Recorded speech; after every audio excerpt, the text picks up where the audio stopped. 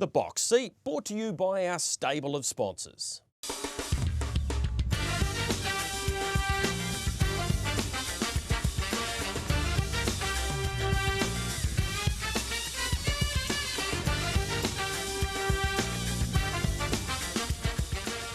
Yes, hi to the final show of 2022. The Box Seat brought to you by our stable of sponsors. Michael Guerin, who's been with us throughout the year. Compliments of the festive season to you, Michael. It's been a big old year and we get to wrap it up with a decent meeting out of Alexandra Park on New Year's Eve. Yeah, hi Greg. Big hi to everybody around the country and lots of our viewers in Australia. I hope you had a nice Christmas. Many of the harness racing people haven't had a Christmas off, but there's been some really cool grass track racing, Greg, and a little bit of controversy to end a controversial year. That's racing season, of course, has moved to the calendar year, and in a touch of irony, the last race of the entire calendar year is going to be a 4-horse $50,000 race with the horse who's the story of the year. And copy that, a horse who started the year in a box in Melbourne with a broken leg is going to finish the year potentially a dual New Zealand Cup winner who wins a Franklin Cup in a race that some people think maybe Harness Racing New Zealand shouldn't have run for $50,000 with just 4 entries. We'll talk more about that, Gregory, after what you did this week, which is one of the highlights of the Box Seat year. You managed to snare the big fish, Dexter Dunn. Yeah, I did, Michael. Got the opportunity to go out to Kentuckiana, sit down with the 4-time North America Driver of the Year and have a chat to him about life, about where he's at and what the future holds for the man they call Double D. Well, first of all, Dex, welcome home. Thanks, Greg. I was looking forward to coming home, but it's been great since I've been here. Yeah, look, it's been, what, 3 years since you've been able to come home? 4 years, yeah, a bit over 4 years since I've been home, Greg, so well overdue. And we're in familiar surroundings here at Kentuckiana and Cran and Chrissy's bar, so yeah, things feel pretty comfortable, I'm thinking. Yeah, exactly. Obviously, there's a lot of good memories in this room alone, so at this bar sometimes too, when Cranberry put the shout on, so yeah, you know, it's great to come see Dalgetties and then everyone else. All right, it's off the back of another record-breaking season for you. What a remarkable effort to get over $15 million in stakes, and we'll talk about some of the reasons why you got to that, but it's a pinch yourself moment sometimes, isn't it? It probably is what it is, Greg, you know, when you're in the moment and in the season you don't really sort of think about it, but, you know, sit down and look back on it, you do pinch yourself really. Before I left, you know, the great New Zealand to go over there, you never think something like that was going to go, so it's been a ride. All right, you've won over 300 races this season and, like I say, amassed over the 15 million, which has grabbed you the North America Driver of the Year again for the 4th consecutive time. I know what it meant to you back in 2019 because you went over there less than a year earlier, but to go 4 in a row, that's starting to shape like some sort of record. Yeah, I don't know what the figures are on it, Greg, but yeah, you know, it's an honour really, to be honest, but it's you know, it shows the calibre of horses I've got to drive, you know, during this year. It's you know, it wouldn't be possible without you know, some of those horses and some great horses I got to drive as well. That's the racing riders, isn't it? So it's voted on by them. They have designated that you're the best driver. Yeah, so points, I think there's 50 votes all up or something like that, Greg. I actually round about that number. So they vote for every category of the awards, you know, with the horses and the people involved. Numerically, 300 wins sounds like a lot, but when I looked up the records, Aaron Merriman, he's driven about 860, so he must be getting around the tracks. And when I look back at 2019, the first year you won it, you drove about 450 or 460. Is that about getting on the better horses and not travelling as much, or when back in 2019 were you just going everywhere because it was all new? Yeah, well, back then I did, you know, a full 12 months, so I was January and February, January right through to December I raced, so it was an entire year. This year I didn't start till March, so I had took January and February off. So my numbers were down on drives this year, which was quite good actually. It helped the body out quite a bit and just a little bit less overnight racing. Sort of skipped quite a few days just to keep the body fresh and concentrate on the bigger races as much as I could. Yeah, well, Tim Tetrick had about 250 more wins than you, but he was $750,000 behind you stake-wise. When you hear the names like Tetrick, and he's been out here, and Yannick Gingras and the Millers and all these great names, and yours is up above theirs, yeah, it's quite surreal in many ways. It is, you know. I was always a massive fan of American racing, always idolised the boys over there, and you know, you never think you'd be above the point, you know, in a year. So it is a little surreal, to be honest, Greg, and you know, just got to keep driving on, I guess. You're well established there now. Tell me what it's like hanging out with these guys and how they treat you. I suppose it's like entering the All Blacks for the first time, and once you've been there for 3 or 4 years, you're part of the furniture. Is that how it feels now? Yeah, definitely. I get on great with all of them. They're all good fellas, and you know, it's pretty busy during the year, but we, you know, still get a chance to have a little fun together and off the track, and so it's cool mates, really, to be honest, Greg, but fierce competitors on the track. How do you do that? How do you relax? What do you do? Is there golf involved? I'm picking there's a couple of beers from time to time, but how do you relax off the track when you're working virtually every day? Yeah, there's a little bit of golf involved, but not enough really. Should be more, but yeah, just have a beer. We you know, if we're travelling somewhere, we'll have a beer on the way home on a plane or something like that. And Lexington's a great place for us to go. You know, we can go race during the day at the Red Mile and then go downtown there and have a nice meal and a couple of drinks. So, you know, we get a chance to kick the feet up every now and then, but during the busy time, it's you sort of just go into one track to the other, then sort of head home and get ready for the next day. Dex, what's it like media-wise, looking from afar? It's not in the top 4 or 5 sports in America, so how arduous is it and how often are you approached by the media over there? You know, each track have their own sort of setup, you know, it's not like trackside or... So they have their own channel? They have their own channel, right? Yep. So, you know, the Meadowlands do a good job of, yeah, good broadcast, and some tracks don't really have much at all, Greg, so it's pretty easy. You can slip by without getting interviewed quite a lot, but... you know, there's the Wendy Ross who works at USTA, stuff like that. When you get around the green circuit, they'll always be there, so they're always catching up with you. The one horse, the one name that stood out in 2022, Bulldog Hanover. What a remarkable season. We'll touch on some of those performances, and one in particular, obviously, but you didn't drive him originally, did you? No, I didn't, Greg. He's, you know, obviously a Canadian horse. He did his 2-year-old and 3-year-old racing all up there. He never left Canada.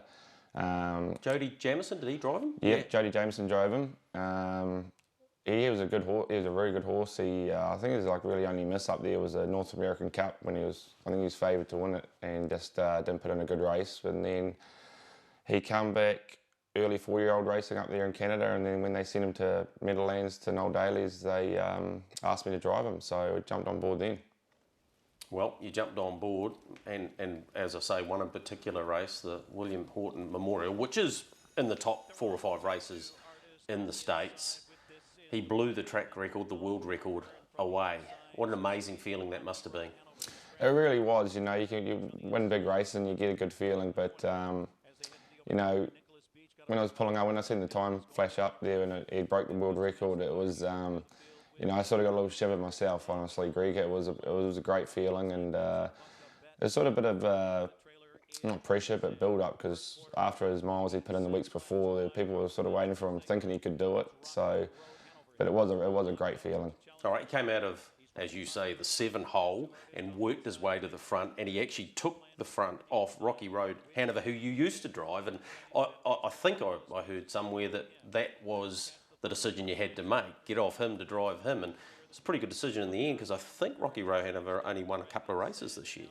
Yeah, great horse in his own right, Greg, and I've driven him his whole, like, all 3-year-old career, and started his 4-year-old career, and then when I got the offer on Bulldog, I had to make the call, and you know, Bulldog Hanover put in a great mile in Canada before he come down, and you know, impressed me enough to give him a shot and jump off Rocky Road, and I'm glad I did, you know, and it's never a nice situation when you got to jump off a horse you're sort of connected to like that, and they'd been good to me, but you know, you don't get those chances very often. He got to the 3/4 and 120.3, I think it was. So it was on from then. And when you go 145 and 8, was there a moment there where you thought afterwards, gee, I could have actually gone quicker than that, or I might have gone quicker in the first or second quarter?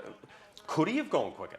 I think he might have been able to agree, to be honest, that night. I mean, I sort of, when the 3/4 popped up, time popped up, turning for home, I sort of thought... Can you see that out there? Yeah, we have a timer on the inside of the track, so Yep. for each quarter, the time will pop up so we know how fast you're going. So I kind of had in my head that I maybe had to get to 3/4 a little faster than that, but I underestimated how fast he is on the end of a strong mile. So the half set up perfectly for him early. There was sort of speed until I got the front, and he was just such a powerful horse, and then still reels off a 25-something quarter on the end of that. So, he was doing all the hard work for sure.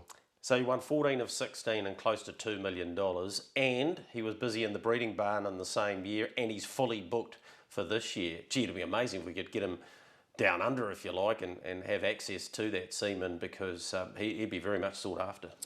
Yeah, he would be. He's a magnificent looking horse, Greg. Big, strong, powerful horse, and you obviously see him when you see him go. Quite a few people come and see him race later in the season and watch him on TV, and then see this, nothing like watching him in person, which is probably true. So, yeah, it'd be great if he can come down here. Hopefully they do bring him down here. I'm sure there's some plans in the making for him to come down here, and hopefully in a few years we'll see some of them run around here. Dex, never fear to compare horses of different eras, and we've seen you drive some amazing horses in your time. But up there, is he the best that you've? I mean, Better's Wish was a really good horse, like an exceptional horse. Is he better? Better's Wish was a great horse, Greg. But I don't think I've driven a horse that's better than Bulldog Hanover. To be honest, it's just his raw power and obviously a big set of lungs. He was amazing. I think the fractions he could wheel off, and some of those big miles too, Greg, I was struggling to pull him up after the race. Usually you go those times, and there's quite often at the Meadowlands there, time I'd pulled him up and turned around, every other horse was off the track back in the barn. So that just showed you how big a motor he had. I'm intrigued by how you get your drives over there, and obviously you don't get a driving fee, and you're on 5%, and 5% of 15 million is a lot of money, Dexter. But good luck to you. Uncle Sam's been coming in a bit for. But I mean, the ability to earn that sort of money, I think at your peak here, you were probably sort of $3 million in stake money. So at 5%, you're certainly making a lot more where you are now. But it's not just about the money. But how do you get the drives? You talk about the judges over there, and I'd like to know a little bit more about that. They're effectively the stewards. So a set of fields come out. How do you get your drives? Well, you're listed on, you have your trainers to drive for. If you've driven a horse the week before, the trainers just list you. So when the fields come out, they just list you back down on on the fields when the fields come out, and you might be listed on 3 or 4 in the race, and then you just got to make a call on which one you want to drive. But you do that by ringing or getting in contact with the judges. So then I'll ring the judges and say, I want this one. Yep, they'll just run through, okay, race 1, you've taken the 3 or the 7, you say you take the 7. And then, if I don't have a drive in that race at all, and somebody else has a double or a triple, you usually pick up one of them, but the judges usually control that. They'll, put you down on that one. The trainers usually ring up and give backup drivers in case somebody can't drive them. So, but really it's all to do with the judges. Yep, you deal with them the whole time. Yeah. So each track has their own judges. So. Yeah, right. So it's not managed per se. It's not like, say, the Australian jockeys, for example. Yeah, no managers at all over there. So it's just all yourself, and then talking to trainers and working with the judges. A couple of those other horses I wanted to touch on that you've driven, Manchego. Wow. Yeah, she was amazing. I got on her earlier on too.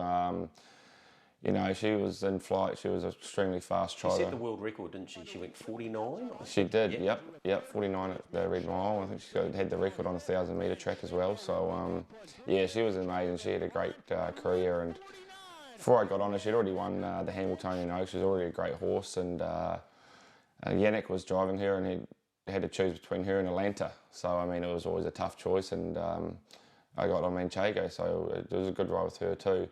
But she was She's a weird going trotter if you looked at her, but her gait and her style, but she was sitting behind her was, you know, a beautiful feeling really. Yeah, and you've had this incredible run in the Breeders' Crown as well. You've racked up 12 wins already, twice 4 on a day.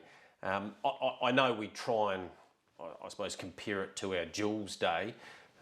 Is it comparable?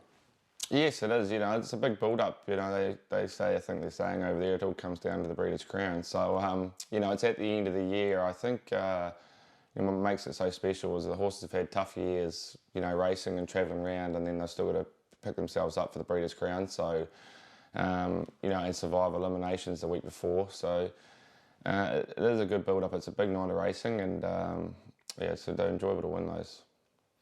Dex, you've always been a big family man, and family's so very important to you. How do you keep in touch with New Zealand harness racing, and what is it that that drives you, I suppose, to follow home? Is it family?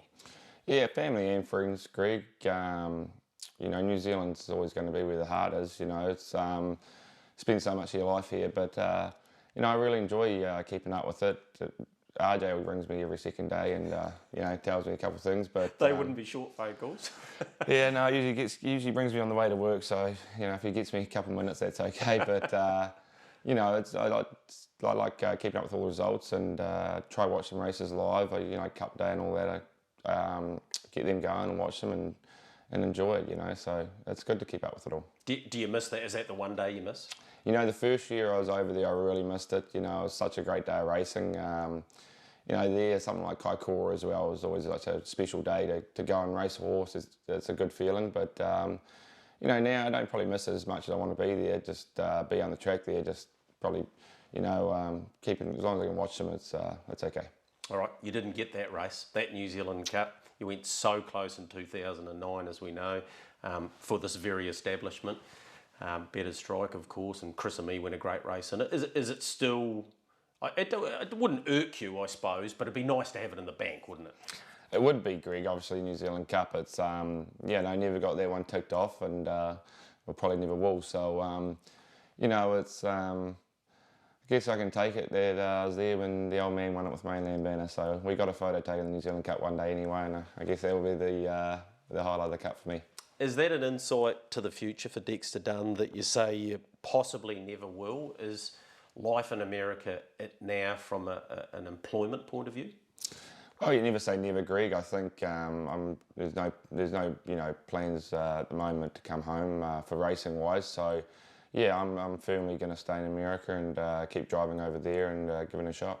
Just back to the family, your dad winning a couple of premierships, your sister-in-law Jenna now in partnership with him, Johnny honing in on 1,500 driving wins. I know how proud he is of you, but conversely, you must be of him as well. Oh, 100%. You know, it was, you know, he works hard at it, Johnny, and RJ and Jenna and that. So, but Johnny was doing great. He's had a great last few years, and you know, I think it's his mentality or his personality out there too. You know, makes it special. So, yeah, he's doing great, Johnny, and he hopefully keeps it up. And pretty special watching what Sunday Sun's been able to achieve. I'm sure you've enjoyed that. Yeah, definitely. He's put in some great races. It was always awesome to watch him.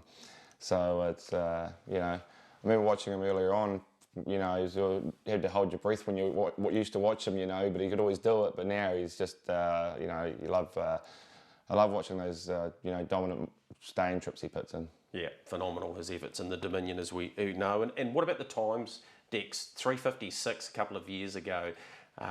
You probably wouldn't have thought that was possible back when you were driving 4 or 5 years ago? No, not at all, Greg. You know, I know times are getting faster sort of all the time, but over 2 miles, that's a massive effort from a trotter. So, you know, you go faster than the paces that same week or, you know, in the Dominion and the Cup. So it was a great effort. Lucky enough to be at Menangle when you won your Miracle Mile with CC, as Chris and me was known around here. I think it was about 2014, and you went about 149. Still one of the most special wins for you?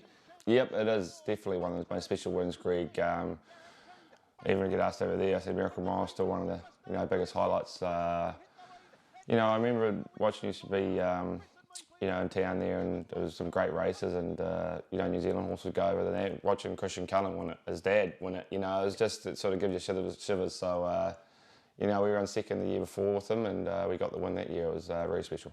What do you think the New Zealand or Australasian horse is capable of? Because my field marshal, who used to drive as well, went 46.9. Are we that far away from the Bulldog Hanover times these days?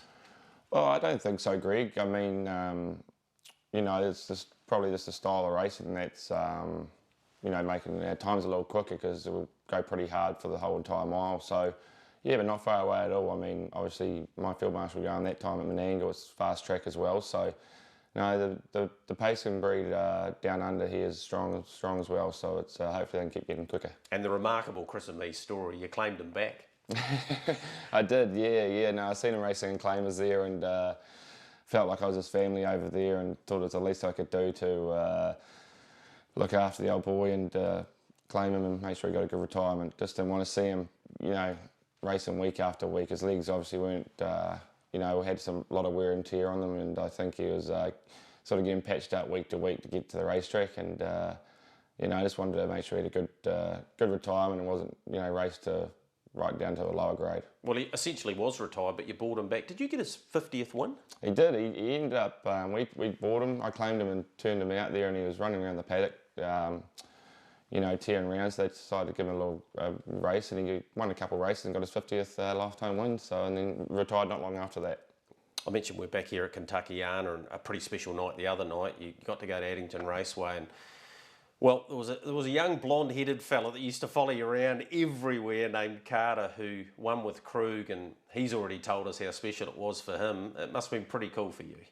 It was cool. It was very cool. I watched the race with Crane, actually, watched Carter out there doing his thing. It's, when I was first here, he was just a little tot, and sort of seen him grow up.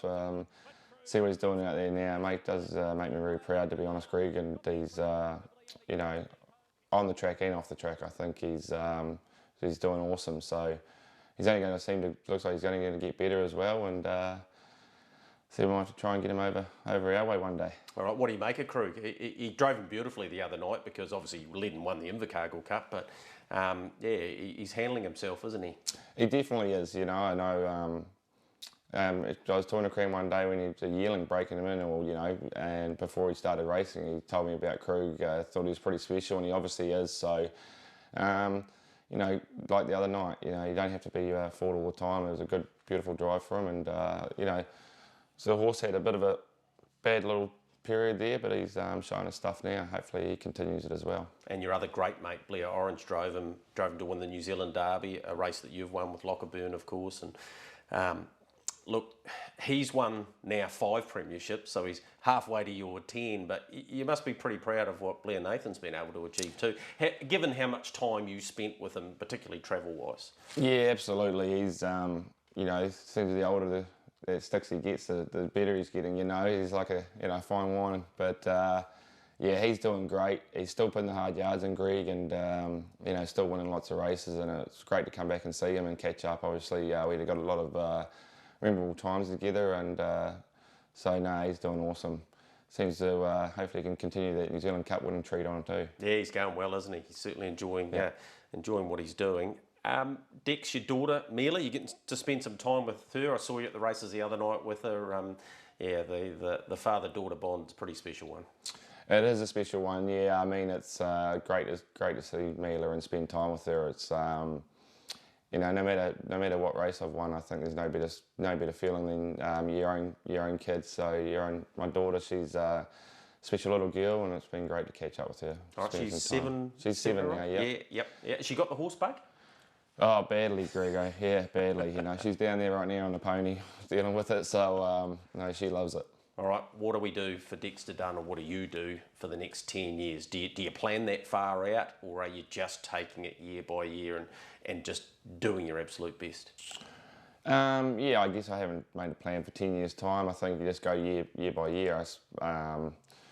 But just keep racing, and we all want to win those big races. It's a good thrill to be involved on Hamiltonian Day or Breeders' Crown nights and stuff over there. So at the moment, you know, if you could say my 10-year plan will be try and win a Breeders' Crown in 10 years' time as well. So just keep going at it.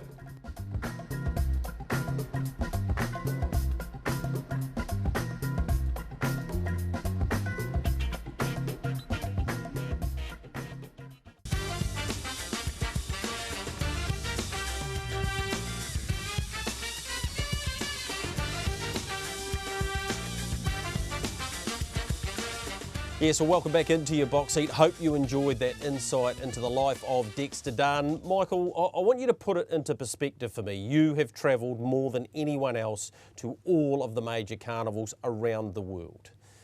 Where does this sit? The Dexter Dunn, 4-time North American Driver of the Year, winner of $15 million this year, all of those great things, the Bulldog Hanover story. Where does it sit?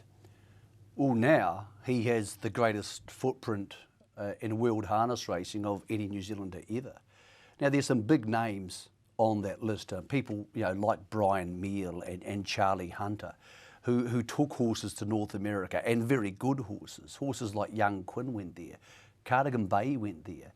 But the impact of a horse tends to last, unless they're a stallion, Greg, for a year or two, and then they are replaced by other horses. And the Australians have had plenty of trainers and drivers go to North America and do great things.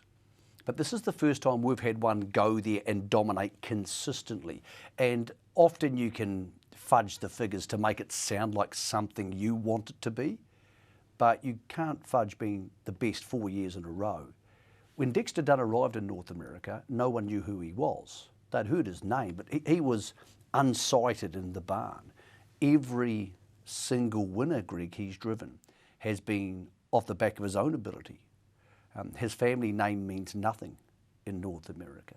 To walk into that situation and be able to do that, let's not forget, in North America, you don't get paid driving fees. If he was a failure, he would have had no earnings of any sort. And he walked away from huge earnings here to Greg to do that. So we now have James McDonald in the galloping world and Dexter over here in the harness racing world. The best driver and the best jockey in the world, and it's probably something we don't celebrate enough. I'm so thrilled you got a chance to talk to Dex. Watching that, he hasn't changed much, has he? No. He hasn't got much fatter, Gregory. He hasn't got much bigger, or doesn't look any older. He's always been someone who loved his moisturiser, so he'll probably look young for a while to go now, Greg. But so good to have him home. So good for Rose and Robert and the family and John and everybody else involved to get to spend time with them. And of course, Dex's young family now as well, Greg. So we're immensely proud of him. But I'm somebody who loves the history of harness racing. It means a lot to me deeply. And he now is our greatest ever international ambassador. And that counts a whole range of people who have done wonderful things over a long period of time. But they haven't done them quite as successfully as Dexter Dunn has. And Greg, his career, if you take his career starting at 15 to what he is now, he may only be 1/3. Well, he's only early 30s, Michael. So exactly. He may be 1/3 of the way through his career, Greg. He might drive till he's 60. Yeah. Wonderful what he has the potential to achieve, but most importantly, put yourself in that situation. Great career here, big superstar. Everybody loved him. He put all that behind him, walked away from it and said, I'm going to roll the dice on the biggest stage in the world, and he won. Yeah, absolutely. And he said a couple of times during that interview how he loved the USA racing, the North American racing, and is so pleased to be part of it. And yeah, I want to say a big thank you to him for taking the time out and sharing some of those insights with us. And of course, the future, he's basically said, will be in North America. And he'd never say never to coming back to New Zealand, but it would be unlikely we'll see him back here in a driving capacity. All right, leaving that behind. Hope you enjoyed that while I was out at Kentuckiana. Having a bit of a run at the moment, that stable with horses like Invitation Only, but Carter Dalgetty. Got a chance to have a chat to him about Krug, what he's been doing, and more importantly, where he's going. Carter, they say a week can be a long time in horse racing, and it's been a great week for you and this guy. Yeah, it has, really. It's been super. It's probably the comeback, really, of Krug and probably the birth of myself. So, yeah, it's pretty cool. Invercargill Cup was special, your first Group 1, and I know it was amazing for the family and the crowd and everything that was there made that. But bringing him back to Addington Raceway and getting a win with him from back in the field, although it was a small field, just shows you how confident he is at the moment. Yeah, that's right. Like, you'd think it'd be the wrong thing to do, backing up after a 2-mile race, after a big trip, but just because he's done so much travelling in his time, he just jumped off the float like he'd just been down the road. So being a stallion, he come through it super, and to drive him from behind, it's really something I wanted to do, and let him relax off the mobile, and yeah, he really cruised it. Right, he's done so well since then. We can see what sort of condition he is in, that you and your dad have decided, and your mum of course, that Omakau's on the radar now, because good, confident horse heading down there should be pretty hard to beat. Yeah, I'd like to think so. The 2,000 metre mobile is right up his alley, and any sort of draw won't really bother him. And it's a great track there, and they always get a super crowd. It's probably going to be a hot day, touch wood. I might have just jinxed it there, but yeah, I think he'll put on a really good show again. A pretty special win at Addington, not only for the fact that it is your home, I suppose, in many respects, but your idol arrived in town. Dexter's back in town, and he was there to see you do the business. That must have been pretty cool. Yeah, that was actually really one of the coolest moments I've had on a racetrack, I think. I remember growing up so many years and watching him and thinking, geez, hopefully I can do that one day. And for that actually to come true and have him there, watch it with this horse especially, it was quite surreal. What did he say to you, mate, when you come back to scale? Oh, he actually said, because he was here during the week to meet him, and we were tossing up whether to race or just work, and he said, oh, that's better than working him quick at home. So yeah, he did that very, very easy, and yeah, he said you use your brain in that race, so I was happy to hear that. Well, you've looked up to him for a long time. Now, I guess a plan to get to the race by Grins would seem the most logical. We had a great race in it last year when he ran 5th, and it'd be fair to say he wasn't at his peak, or he certainly wasn't going as well as what he is at the moment. Do you think he's jumped up the pecking order a wee bit? Maybe he was 10th or 11th, and now he might be 5th or 6th. Is that how you guys are seeing it, or hoping that it is? Yeah, I'd say so. I think it's definitely a fair call. Before Invercargill, he was probably down the list a bit, but like the horses that he put pay to that day, it's, not only he bet them pretty well, so if he can bring that form, and I think really he's getting better and better this time of year, he's just thriving. So yeah, I'm hoping somebody thinks the same as we do. So Australia off the radar, no Miracle Mile, no trip between now and then, but there's always Brisbane, I suppose, in the winter. Yeah, for sure. It's a magic place, Brisbane, and their stake levels are just outstanding at the moment. So when we've got a horse like him, why wouldn't you support that? So yeah, that's definitely a penciled-in sort of target. Well, Michael Carter-Dalgety, he's certainly a young man going places, as is Krug. He's now heading to Omakau. Clearly he's stated there that they're not thinking Australia, they are thinking the race by Grins. And as I said to him in that interview, I reckon he went from about 10th or 11th down to about 5th. He's $17 to win the race by Grins. We talked about the likes of Akuta and Copy That and BD Joe and all those horses around the $5 mark, but $17, I'd be surprised if he wasn't snapped up. And of course, Rock and Roll Do. I think we're going to hear something about him, Michael, a $6 chance in terms of that slot being taken up. Yeah, I think Rock and Roll Do. I think that the business has been done there, so that's to their slot holders who have got him. Congratulations to them to announce that in their own good time. We're not going to try and steal their thunder. Of course, we heard last week that Old Town Road has been taken. Horses we know who will be in the race by Grins if they are healthy. Copy That will be, obviously. Not sure who will get him, but if I had a slot, I'd be trying to get him right now. Self Assured will be there. Majestic Cruiser will get a slot if they want to bring him. So they'll get an invitation for a slot. Whether they choose to bring him, I don't know. And then you would think Krug is in that second half. So there's the ones who will get slots, Greg, and then the second half are the ones who might get slots. And I think Krug, I couldn't have had him 2 months ago, Greg, but he looks confident now. He was in the race last year. I think he finished 5th. So no reason to think he wouldn't do a good job. I think the allure of having a young guy like Carter, who's a good sportsman and a very proactive, media-savvy young driver behind him, with a wonderful family, of course, proud of him and the horse. I think it's a nice package for somebody. if somebody wants to take Krug, and no reason to think if they can't give him some more easy kills, not that there's that many easy races in harness racing at that level, but if they can't get some more easy kills and he gets confident enough, Greg, no reason to think he can't be a factor in the race. So he would definitely be on the list of the 10 or 11, of course, because there's going to be an emergency this year. So if you don't get taken in the 10 slots, or next year, you could be the emergency for the race. But yeah, I think his chances of getting taken, Greg, will depend a lot on the next 6 weeks. He's had those 2 wins, and I think people want to see more, but I don't see too many other New Zealand trained horses, Greg, having the chance to embellish themselves in that 6-week period. No. Maybe Kango, Hot and Treacherous, Alta Wise Guy. They race on Saturday night. And the other horse I think who's absolutely certain to get offered a slot is BD Joe, with the Stonewall stud want to take it. So I think it's wonderful what the intrigue this creates. We are going to get an Australian here because Rock and Roll Do has been taken for his slot. So Greg, already lots of boxes being ticked here, and the biggest box of those is the $1 million box, because that's the stake we had confirmed by David Branch last week, that the race by Grins, April 14, Friday night, with a big, strong support card, including potentially a Group 2 trotting race.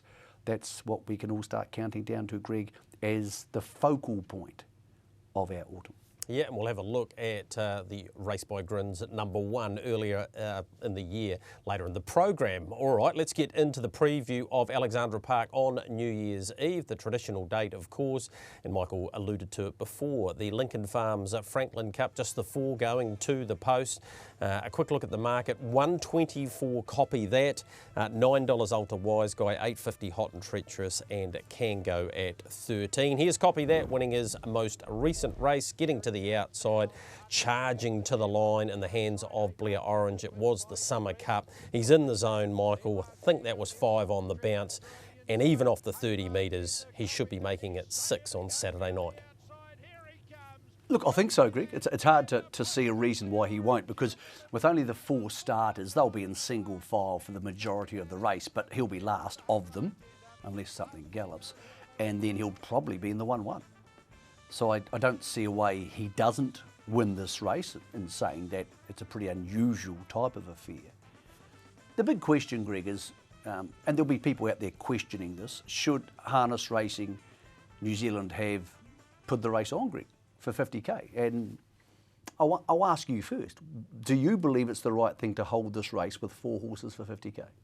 I was surprised because I know the rule that they have rolled out a few times is a minimum of 5. So I was surprised that it is being run.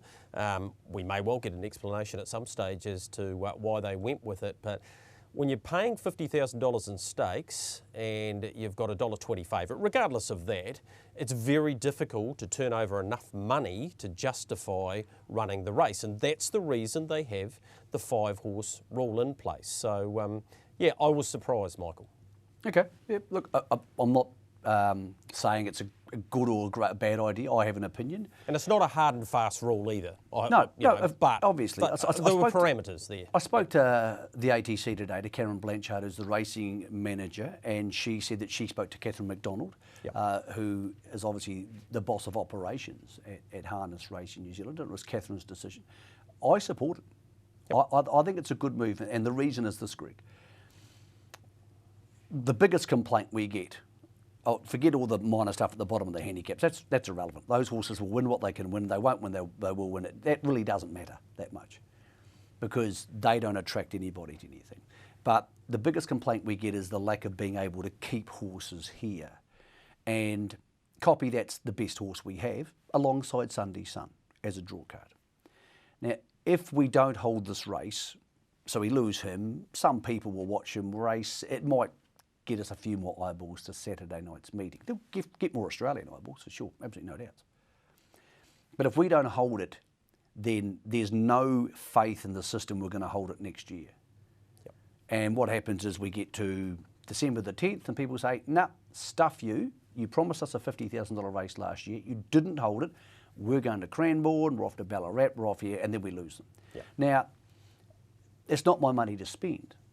And I think Copy that'll win the race and they'll get the money, and you could say, well, the rich get richer. But that's not what it's about, because if we keep cancelling these races and we don't hold them, then these carnivores just fall apart.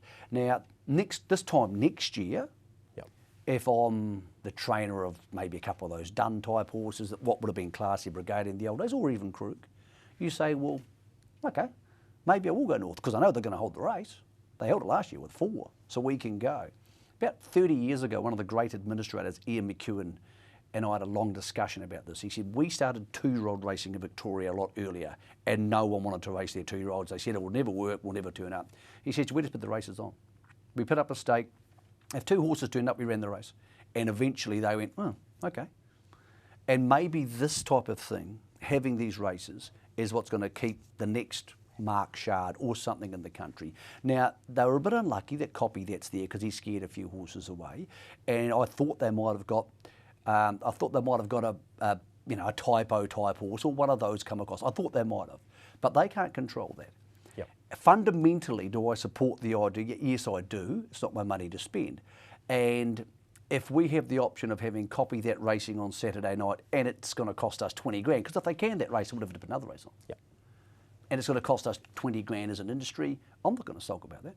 Because if we can build these horses to keep them here more often, that's going to be better for us long term. So I see both sides of the argument. I am not saying that the argument is wrong if you don't think they should hold the race, but I have always been a great believer in one golden rule, Greg. The best horse nominated for every race meeting should always get a start. Because if you said we're having a game of footy next week at my local club and Dan Carter wants to play and we're not going to let him play, people would say, well, you're fools. And I have lived by that for 10 years. And you can't live by that and then change your mind when it suits you. Well, it'll be run at 8:20. It'll be the final harness race of the season, and the best horse in the land will go around. Copy That at $1.20. The race that precedes that is the featured trotting race on the program, and we get to see Artie by the Hill winning again last time. He was excellent in the Thames Members Trot, beautifully driven by John Dunn. 20 metres behind, he's come up a $2.70 favourite. He was pretty dominant here though. Resolve getting to the inside, she's off the front and she'll give you a good sight again, I reckon. Tony Hurley driving Lovin' the Port, he'll be back on board with him. He was first up at the park and I thought he was excellent. His stablemate Michael won't be there. Majestic Man putting his leg through a gate, according to reports from Phil Williamson. So he's fine. He should be ready to go at Cambridge in the new year, but he won't be there. Just having a look at the market for it, Michael. So $26 about and it over. Resolve at $4.80, $3.20 Lovin' the Port, $2.70 Artie by the Hill and $13 Invictus. It's a good race, the Green Lane Cup, and it's the 34th edition. Yeah, I still think he'll win. I think it's a smallish field. There's not many natural attackers here. I think if John Dunn comes forward in the middle stages, he'll get handy enough or maybe roll to the lead. I just think he's going to end up a better horse than most of these, Greg. So happy to be on him to win, but $2.70 is close enough to the mark. But if you say him $2.70, Lovin' a Port at $3.20, I'd rather have Artie by the Hill. All right, good race. It should be race number 9, as will the 4th on the program. Let's have a look at these two performances. Here's Neptune coming out of the 1-1, Michael. He's a neat little 2-year-old. He's got a bit of speed. He hits the line strongly here.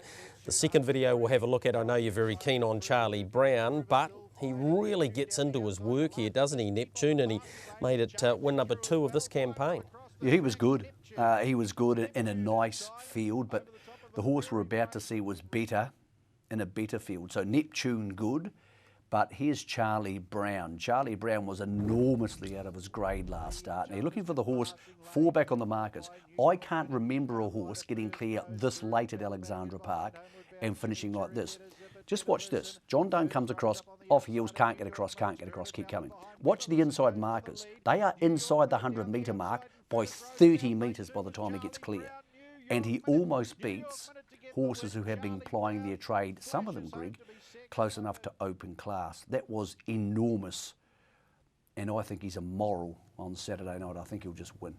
Well, he's only had a couple of goes at Alexandra Park, Michael, and he wouldn't need to go much better than that. I know he's come up $1.50, but he'll be a player for sure. Charlie Brown $1.50, Frankie Major $4.80, Neptune $8.50, and Artie's Flash for the premiership winning team of Steve and Amanda Telfer has come up $6.50. We'll have a look at Escape the Pace. Takes its place in race number 6. That's it in the famous colours.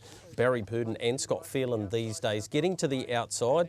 This was the box seat trot and he stormed home. Superfast Ninjas in the race, in front doing good job there, Blair Orange, but it was the finishing, well, the last 100 metres I reckon of Escape the Pace I wanted to focus in on, because it had won them in a row leading into that, Michael, and wouldn't need to lift much off that performance, the filly by a rock and roll dance, to be winning this. Yeah, it was one of those races where Superfast Ninja's so quick off the front over a mile. They went 1:59, which is quite good for this class, and Escape the Pace couldn't win a long way from home, but found the line really well. Back to a standing start, off a handicap over 22 is a little tiny bit of a concern, but again, you're getting a horse who you suggest or think is going to go further in life than most of the ones around it. But the problem with 2200 metre races at the park is they're vastly different things depending on what the leaders want to do, Greg. Sometimes the leaders just try and beat the back markers and run them off their feet, even if they lose themselves.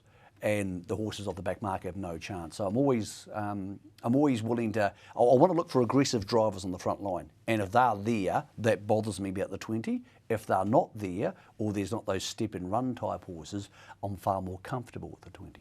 All right, we've got a small field for the last race, but I tell you what, some of the undercard races are really, really strong, and that's one of them.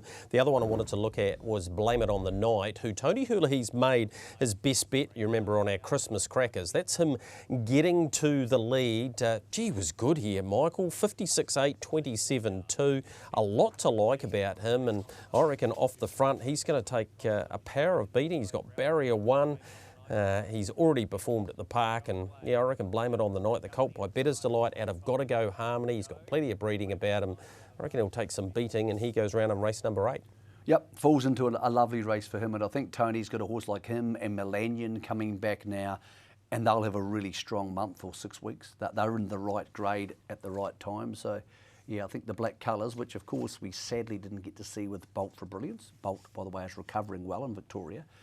During the Inter-Dominions, I think he'll be in for a strong 6 weeks with those greater horses, and another horse called Better Heist, who goes around there on Saturday night. It won't be a maiden for too much longer either. All right, race number 7's a great race too, the Magnus Benrow. You got Chimichurri, you mentioned Millennium, Bark, who won the Futurity at Addington, New York Minnick, Roughing Ready, Typo, all from the Anna Donnelly barn, and of course Jack the Builder, who John Dickey made his horse to follow in the Christmas crackers. Just on those, already had winners with Franco Norton, nice work, Craig Thornley, $5.50, Dennis Denuto, Andrew Stewart at $5, and Yorikobi's been a winner. So look out for those on New Year's Eve, Mickey Montana, Jack the Builder, and Blame It on the Night. Excellent night it will be. Starts around about 3 o'clock, 3:20, somewhere around there. Get that exact time for you. 3:37 it is, in fact, for the New Year's Eve traditional race night at Alexandra Park. All right, short break for us. On the other side, we'll have a bit of a preview for the Motukarara Day on the 29th and look back at the Westport Cup winner.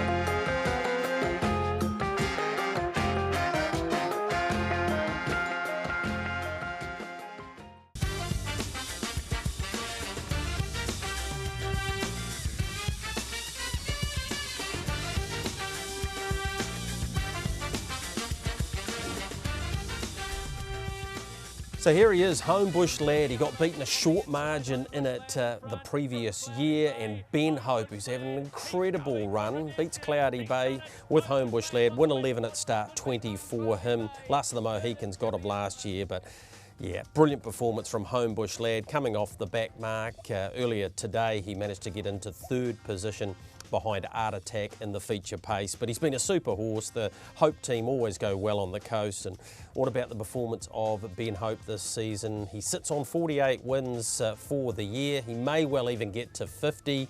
But he's won 12 races in December, so he's certainly a driver in form, including the Group 1 trotting free-for-all with Muscle Mountain.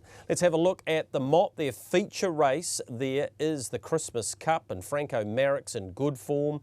Gee, he'll take some beating, I think, at the Mott. That is on Thursday. That's him getting to the middle of the track.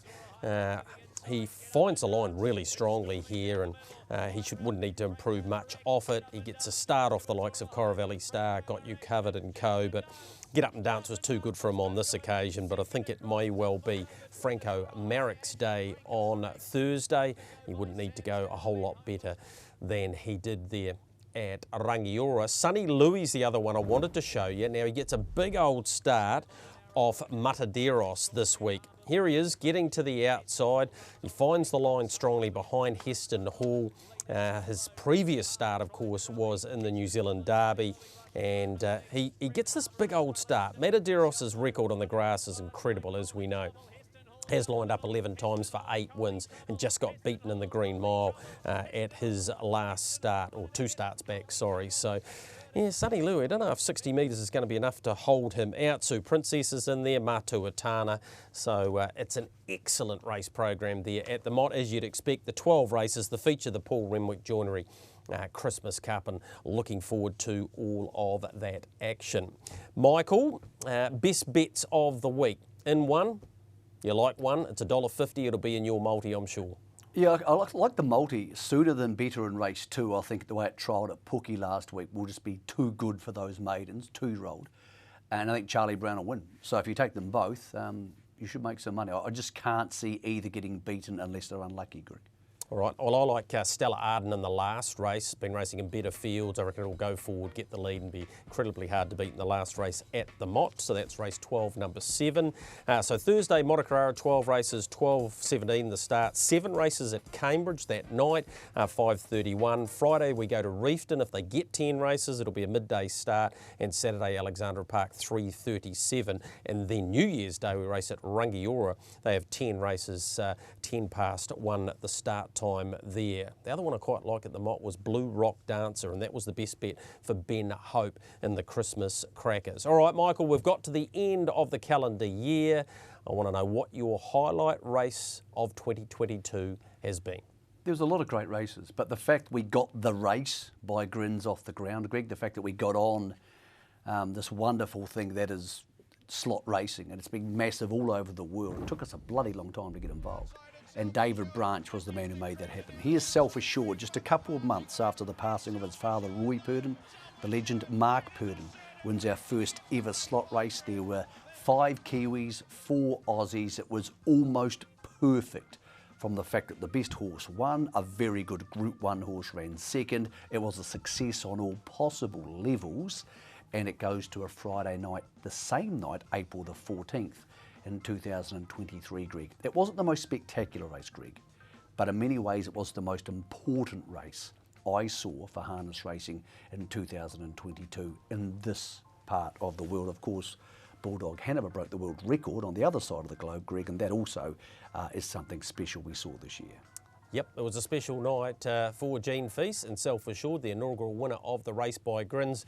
If you talk about a spectacular race, there was none greater than the Dominion. Yes, the Renwick Farms Dominion, the 3rd time that Sunday's Sun achieved this. It was a race for the ages, there's no question about that at all. Muscle Mountain had set things up beautifully for the man I just spoke about, Ben Hope. Did everything he possibly could, got the lead there, and the warhorse that is Sunday's Sun, the $1 million earner, came back and became the first horse to win 3 consecutive Dominions. A brilliant performance. He joined Lyell Creek and, of course, Take a Moment as 3-time winners of the great race. So that was my highlight race of the year. One of the great battles at Addington Raceway, and certainly a carnival highlight for 2022. Michael, that wraps up the box seat for 2022. A big thank you to you for your input. Often I say to people, he says things on here that I wouldn't dare say, and that's what makes you the character that you are. So thanks for your input and all of the additional work you've done for the show. Greg, it's the easiest thing in the world to do. You just sit here and talk about something you love. So, mate, it's your show. You got it off the ground and keep it running. To all our sponsors, thank you. And to all the participants, race nights are stressful, and people sticking a microphone in your face can be a bit of a pain. And they've all been really good about it. So hopefully we can tell those stories again in 2023. And yeah, great to see Dexter Dunn back in the country, and wonderful to get those words about one of the all-time greats here. So Greg, 1 season done. Alexandra Park will be interesting. As I said, we've left the last race of the season for some of the controversy. That'll be on trackside on Saturday. Then we do it all again. starting on Sunday. Yeah, we certainly will. And of course, the yearling sales are upon us, 19 through 23 of February. Looking forward to previewing those when we return on the 8th of February. But for 2022, it's bye-bye for now.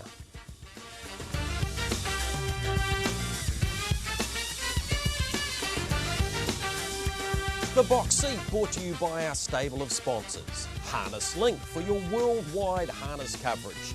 New Zealand Bloodstock Standardbred, where winning begins. Brecon Farms. Stonewall Stud. IRT, it's your horse and our passion. Australasian-wide Garrard's Horse and Hound. Renwick Farms. Lincoln Farms. Harness Racing New Zealand. And the clubs Addington, Ashburton, Alexandra Park and Cambridge.